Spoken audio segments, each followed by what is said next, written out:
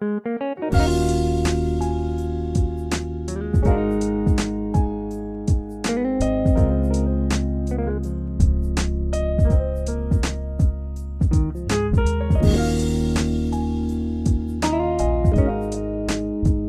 para bosku, saya Yudi Jagung Saksana mau share sedikit pengalaman menggunakan iPhone 7 yang rilis pada bulan September 2016. Apakah masih worth it untuk dipakai di tahun 2020?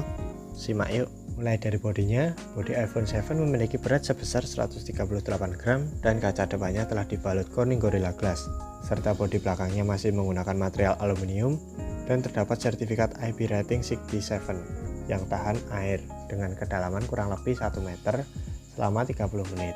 Tapi saya sarankan jangan disengaja ya, karena iPhone jadul pasti kerapatannya sudah berkurang. Pindah di layarnya, iPhone 7 menggunakan layar Retina IPS LCD dengan bentang layar 4,7 inch, screen to body ratio 65,6%, serta masih menggunakan resolusi layar XD dengan rasio 16:9. Meskipun resolusi layarnya masih XD, tapi kualitas layarnya menurut saya bagus dan membuat mata tidak capek karena menggunakan retina display. Dan kecerahan iPhone 7 bisa mencapai 625 nits serta telah dilapisi oleh poppy coating atau yang disebut anti sidik jari. iPhone 7 masih memiliki 3D Touch yang sangat berguna untuk sebagian orang, dan iPhone 7 masih memiliki Touch ID berupa haptic touch, bukan tombol fisik lagi ya, yang memiliki efek getar yang dapat digunakan untuk tombol home dan fingerprint. Dan untuk kecepatan fingerprintnya menurut saya cukup cepat dan akurat. iPhone 7 yang saya bawa ini berjalan di iOS 13.5.1 dan menggunakan chipset Apple A10 Fusion dengan fabrikasi 16 nanometer dengan GPU Power VR series 7 XT Plus. Menurut saya performanya masih terbilang ngebut ya, apalagi hanya dipakai kegiatan biasa seperti sosmed, browsing, YouTube, Instagram, sudah pasti aman sentuh salah. Dan sesekali dipakai game masih cukup powerful, cuman kendalanya di bagian belakangnya panas, dan itu berpengaruh di baterai yang boros. iPhone 7 yang saya bawa ini memiliki internal sebesar 128GB dengan RAM 2GB. Menurut saya internal 128GB sudah lebih dari cukup ya. Pindah di kamera belakang iPhone 7 memiliki resolusi sebesar 12MP dan aperture 1,8 dan terdapat PDAF serta OIS, dan dapat merekam video sampai resolusi 4K 30fps. Nah, di kamera depan iPhone 7 memiliki resolusi sebesar 7MP dan aperture 2,2 dan dapat merekam video sampai resolusi Full HD 30fps.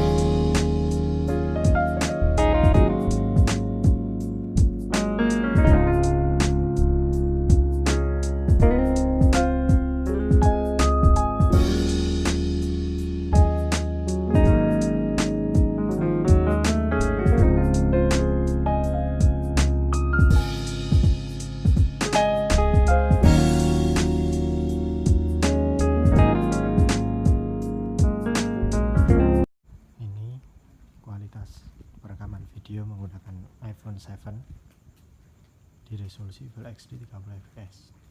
Kira-kira hasilnya seperti ini. Apakah masih worth it untuk dipakai di tahun 2020? Ini merekam di resolusi HD 30fps menggunakan kamera depan iPhone 7. Kira-kira hasilnya seperti ini ya. Kalian bisa nilai sendiri kualitas suaranya. Pindah di speaker, iPhone 7 menggunakan stereo speaker dan hilangnya lubang jack 3,5 mm, sehingga apabila menggunakan headset kabel harus menggunakan konverter tambahan, atau bisa juga menggunakan headset Bluetooth atau biasa disebut TWS. Untuk kualitas suaranya menurut saya cukup bagus, cenderung ke middle dan cukup kencang. Kalian bisa dengarkan sendiri dan nilai sendiri kualitas suaranya.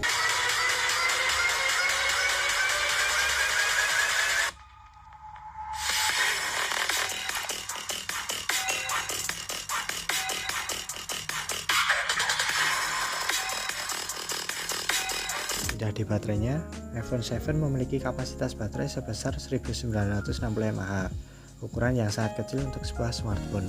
Dan apabila dipakai kegiatan biasa seperti sosmed, browsing, YouTube, Instagram, maka dapat screen on time kurang lebih 4 jam.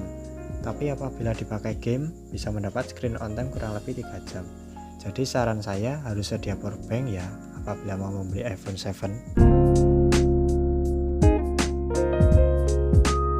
Jadi kesimpulannya, apakah iPhone 7 masih worth it untuk dipakai di tahun 2020? Saya cukup worth it, karena alasan saya yang pertama adalah mendapatkan dukungan iOS 14. Alasan saya yang kedua adalah performanya yang masih terbilang cukup ngebut untuk dipakai berbagai kegiatan seperti sosmed, browsing, YouTube, Instagram, dan sesekali dipakai main game masih aman.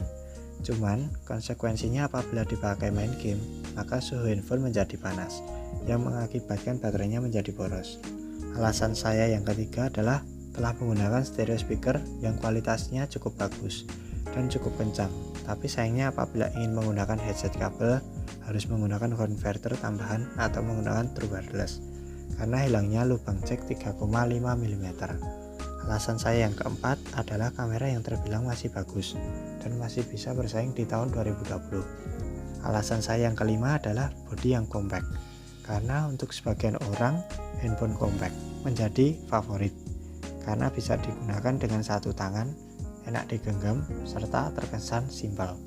Dan saya sarankan apabila membeli iPhone 7 harus selalu sedia power bank karena baterainya kecil dan boros.